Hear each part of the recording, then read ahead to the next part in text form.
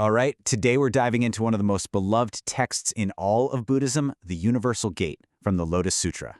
We're going to unpack the meaning behind a figure who represents this just radical idea of compassion, one that promises help to literally anyone, anywhere, in any kind of trouble. So the whole chapter kicks off with this really direct question.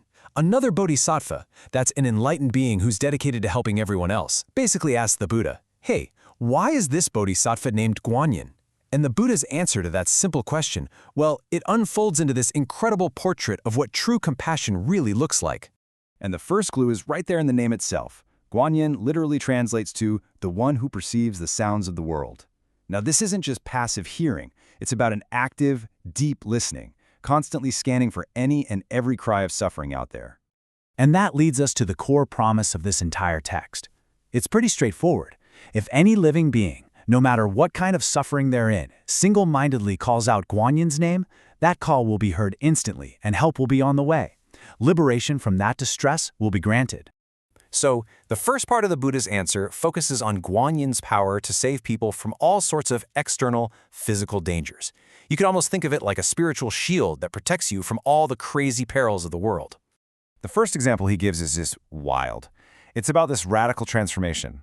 The sutra says, if you find yourself thrown into a giant pit of fire, just calling Guanyin's name has the power to turn those raging flames into a cool, calm pond. And it's not just fire. The same power works with water. If you're being swept away in a massive flood, calling the name will somehow lead you to a shallow place, saving you. It's this powerful metaphor for finding solid ground even when everything feels like total chaos. Now, here's where the protection gets incredibly tangible. The text actually claims that if you're being attacked or you're even facing execution, calling the name can cause the weapon itself, a sword, a club, whatever, to literally shatter into pieces right before it hits you. This power isn't just about deflecting attacks either. It's about breaking free from bonds. For someone who's locked up, their body held by chains and shackles, a sincere call can apparently cause all those restraints to just fall away, setting them free. The protection even goes beyond the physical world into the supernatural. The sutra describes how, if you are in a place just filled with demons or evil spirits, the mere act of revering Guanyin is enough to stop them from even being able to look at you with malice, let alone do you any harm. Okay, so we've covered all these external dangers. Fire, floods, weapons, you name it. But then, the Buddha's explanation turns inward. He explains that Guanyin's compassion also helps us with the battles we fight inside our own minds. The sutra gets really specific here, talking about the three poisons of the mind: lust or intense craving, anger, and ignorance, or just not seeing things clearly. It says that by consistently keeping Guanyin in your thoughts with reverence, you can actually be freed from these root causes of all our inner suffering.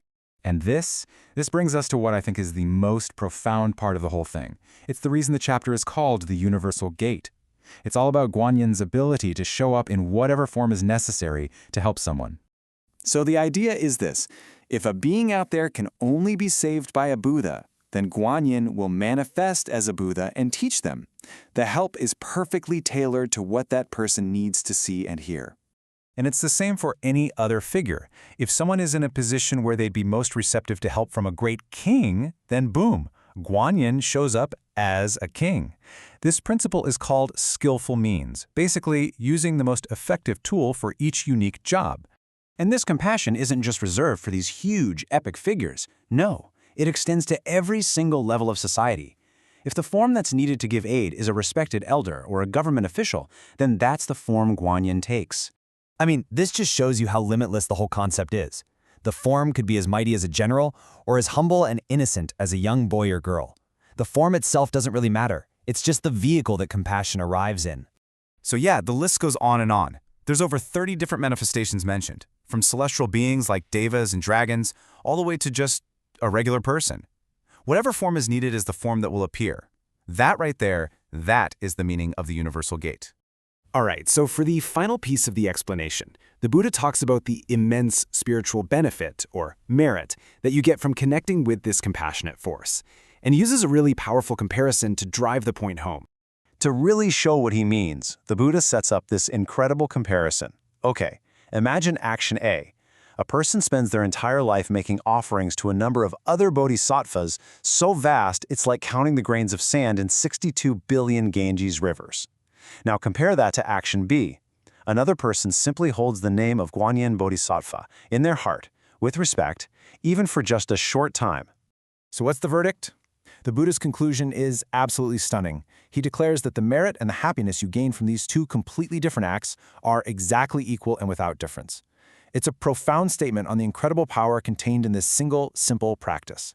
And that reveals the ultimate goal of all these powers. Saving you from fire, breaking your chains, appearing in countless forms, it's all leading to one thing, giving you fearlessness. In our moments of deepest crisis, that's the real gift. It's actually why Guanyin is also known as the bestower of fearlessness. So in the end, the sutra isn't just presenting a figure to be worshipped. It's presenting a universal principle, a force of active, compassionate listening that responds to suffering in whatever way is needed. And that leaves us with a pretty powerful question for our own lives, doesn't it? How can the simple act of truly listening and then responding with genuine compassion change the world around us?